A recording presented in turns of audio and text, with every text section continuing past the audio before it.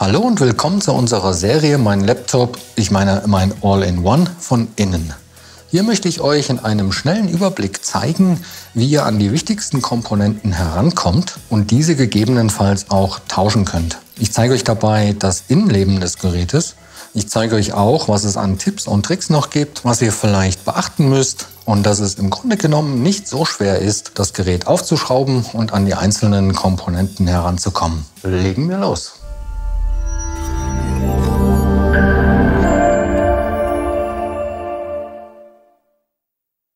So, heute haben wir mal wieder ein All-in-One-Gerät und zwar diesmal von Lenovo. Und ich zeige euch auch gleich, wo ihr die genaue Modellbezeichnung findet. Ansonsten der Hinweis natürlich das Stromkabel entfernen. Und ich zeige euch auch als allererstes, wie ihr den super praktischen Fuß hier ganz einfach entfernen könnt. Und zwar wird das nämlich nur über diese Verriegelung gehalten. Das heißt, die nach oben schieben und dann kann man den hier einfach rausziehen. Der steckt also hier quasi einfach nur drin und umgekehrt beim Einbau natürlich genauso. Erst oben rein, dann unten und ja, so schnell lässt sich das hier entfernen. Auch falls man das mal separat entfernen muss, dann ist das hier unten auch super praktisch gelöst. Das kann man hier dann eben einfach aufdrehen und ja, richtig schön gemacht. Die genaue Modellbezeichnung findet man hier auf der Unterseite. Und zwar hier drüben.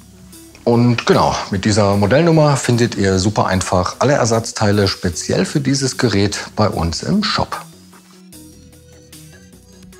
Generell zum Aufbau von dem Gerät, das ist so, dass der Bildschirm im Grunde genommen alle Ersatzteile hält. Das heißt, diese Abdeckung, die hier außen rumläuft, die kann man abnehmen, da muss man vorher auch nichts abschrauben. Auch die Blende hier muss man nicht wegnehmen. Man hebelt das quasi, das zeige ich euch gleich, quasi ab. Und dann kommt quasi diese Hinterseite vom Gerät weg und alles andere ist dann quasi hier auf dem Gehäuse des Bildschirms verschraubt. Und da gibt es auch eine eigentlich sehr praktische Lösung. Und zwar unter dieser Gumminoppe hier oder Abdeckung findet man eine Schraube und die ist eigentlich nur dafür da, um quasi das Display hier schon mal ein bisschen nach außen zu drücken. Und das funktioniert im Normalfall auch super gut, in dem Fall jetzt aus irgendeinem Grund irgendwie gar nicht. Also egal wie ich hier drehe, das Display kommt einfach nicht nach vorne weg.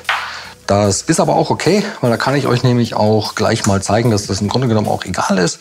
Man kommt auch so super an das Display ran, beziehungsweise die Unterseite. Und da kann man jetzt hier,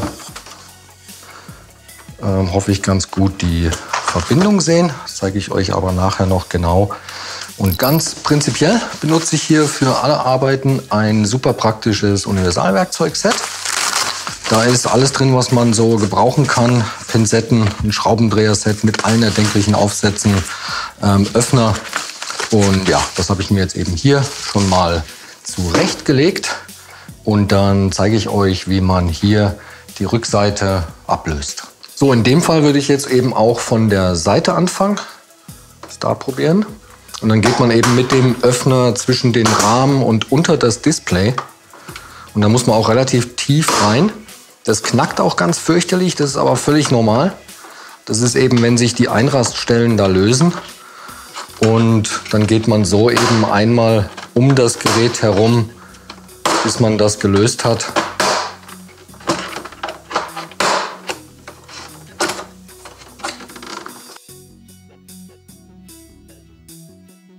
Die Blende muss nicht weg und dann kann man meistens eben auch schon mit den Fingern unterstützend drunter greifen, das da schon so ein bisschen in die richtige Position holen. Und dann genau hat man das meistens relativ schnell gelöst. Und ja, so sieht dann das Gerät von innen aus. So, generell kann man hier schon mal sagen, dass hier drüben noch der Schacht fürs Laufwerk ist, wenn es das mit Laufwerk gibt. Dann sind hier oben drüber die Lautsprecher, Subwoofer Alles andere ist unter diesen beiden Abdeckungen hier. Und zum Beispiel die Lautsprecher, die kann man jetzt hier nach oben hin abnehmen. Und auch hier, die kann man einfach abziehen. Und dann ist hier die Steckverbindung. Auch den Stecker, den zieht man nach oben hin ab. Genau so. Und da kann ich euch auch mal schnell zeigen. Da gibt es nämlich auf der einen Seite hier Kontakte, die sind auf der anderen eben nicht. Und ja, beim Wiederverbinden später kann man sich merken, da wo die Kontakte sind, die müssen dann in diese Richtung zeigen, wenn man das hier wieder auf den Stecker draufsetzt. So, man muss auf jeden Fall auch zuerst diese Abdeckung abnehmen. Und da ist es so, ich nehme das mal kurz in die Hand. Da sieht man also hier eine Schraube und da. Für diese Abdeckung muss man auch die hier abnehmen. Hier drüben gibt es noch eine. Da haben wir eine Schraube, da haben wir eine Schraube und da haben wir auch noch eine Schraube. Die müssen alle raus. Und als Aufsatz kommt ja auch hier aus dem Werkzeugset, genauso wie der Öffner, mit dem wir das aufgemacht haben, nehme ich jetzt einfach ein PH0 und löse jetzt erstmal alle Schrauben.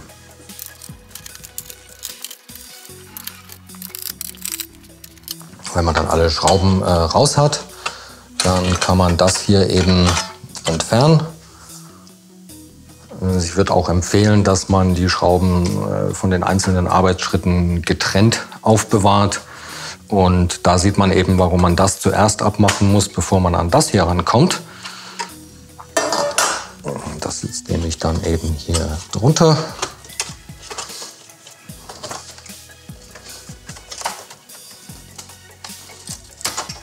Genau.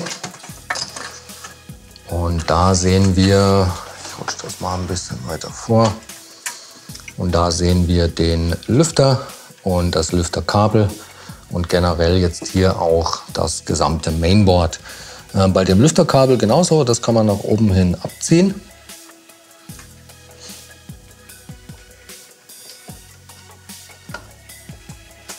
Ich bin da nur quasi ein bisschen vorsichtig. Ich probiere da nach Möglichkeit halt nicht an den Kabeln selber zu ziehen, sondern den Stecker zu fassen.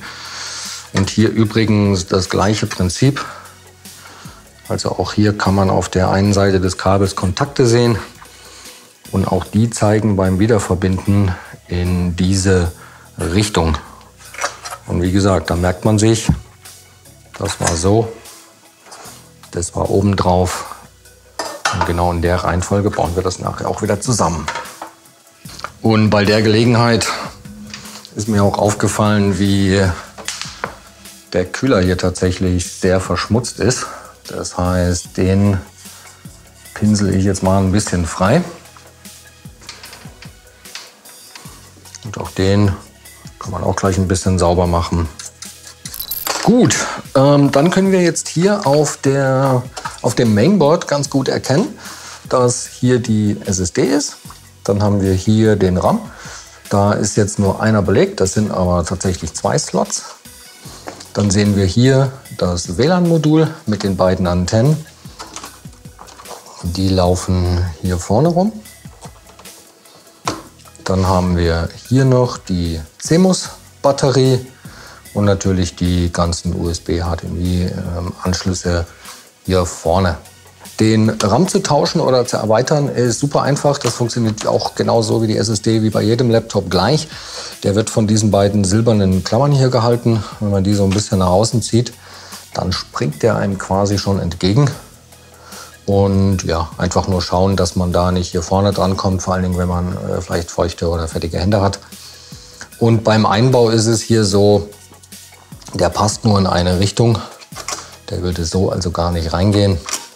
Und dann kommt der einfach in den Slot bis ganz nach hinten und wird nach unten gedrückt, bis die beiden Klammern einrasten. SSD tauschen auch super einfach, weil die nur von einer Schraube hier gehalten wird. Und sobald man die draußen hat, kann man die SSD ähnlich wie beim RAM aus dem Slot nehmen Und auch hier das gleiche Prinzip, geht nur in eine Richtung. Das heißt beim Einbau auch einfach wieder zurück in den Slot, das Ganze nach hinten auf das Gewinde und wieder verschrauben. So, beim Mainboard, beziehungsweise wenn wir das jetzt einmal aufhaben, auch noch der Hinweis für das Laufwerk, was man hier quasi einfach reinschieben kann, das wird dann hier verschraubt, braucht man auch ein separates Kabel. Das wird hier angeschlossen. Und für die 2,5 Zoll, die man hier auch noch nachrüsten kann, braucht man auch ein Adapterkabel. Und das wird hier angeschlossen. Und das funktioniert im Grunde genommen so, wie jetzt zum Beispiel auch das Displaykabel hier drüben, dass man das hier erst nach oben klappt. Und dann kommt das Kabel rein und dann wird das wieder zugeklappt. Das zeige ich aber eben gleich auch hier nochmal. So, an dieser Stelle eine ganz kurze Unterbrechung. Und zwar, das Video wird jetzt schon sehr, sehr lang. Ich muss jetzt bei dem Gerät noch das Display tauschen. Und das würde ich jetzt aber in einem separaten Video, nämlich in Teil 2, zeigen. Wer also sehen möchte, wie man das Display und in dem Zusammenhang auch das Mainboard tauscht, der schaut sich jetzt Teil 2 an. Und ich mache jetzt hier stattdessen direkt weiter mit dem Wiederzusammenbau. Die Schrauben hier vorne sind mit M3 beschriftet. Die hier drüben hat keine Beschriftung. Das liegt einfach daran, dass das eine Schraube ist, die von hier kommt. Das heißt, wenn man die zuschraubt, kann man das nicht mehr festschrauben. Und da fangen wir eben mit dem größeren an. Da noch das Lüfterkabel, nicht vergessen. Das kommt hier vorne dran, von oben. Kontakte zeigen nach da. Genau, und dann kann man das einfach hier wieder drauflegen. Da sieht man das Gewinde von hier. Hier ist eine Stelle, die das hält. Da schauen wir, dass wir das nicht mit einklemmen. Hier drüben ist auch noch mal eine Stelle, die es in Position hält. Und dann können wir das schon als erstes verschrauben.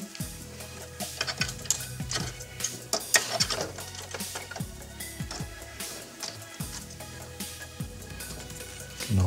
Hier drüben schaue ich eigentlich nur, dass das Breitbandkabel hier nicht in Mitleidenschaft gezogen wird.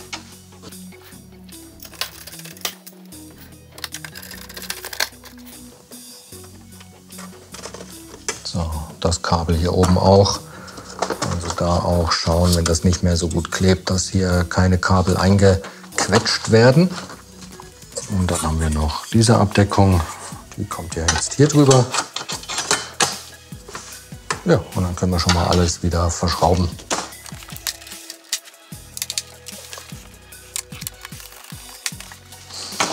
So, und auch hier haben wir alle Schrauben aufgebraucht. Das ist natürlich super. Bevor wir jetzt die Abdeckung wieder drauf machen, müssen wir natürlich auch die Lautsprecher wieder verbauen. Und das kommt einmal hier so dazwischen und das andere wird einfach hier aufgesteckt. Dann haben wir hier noch das Kabel. Wie gesagt, Kontakte zeigen in diese Richtung. Es kommt an diesen Stecker wieder dran.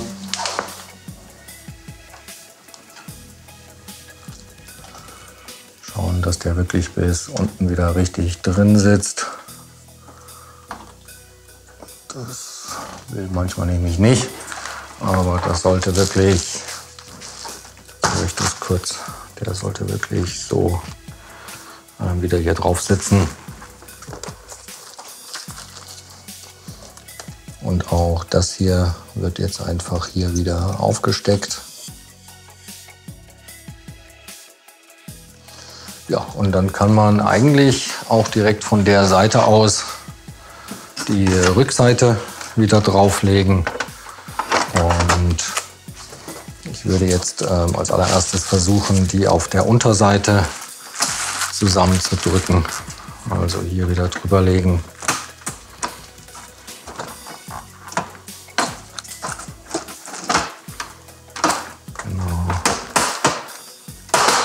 Einfach wirklich zusammendrücken, bis keine Öffnung und nichts mehr zu sehen ist. auch auf der Vorderseite. Und so einfach einmal komplett um das Gerät herumgehen. Ja, und dann kann man den Fuß wieder dran bauen und hat dieses Abenteuer auch hinter sich.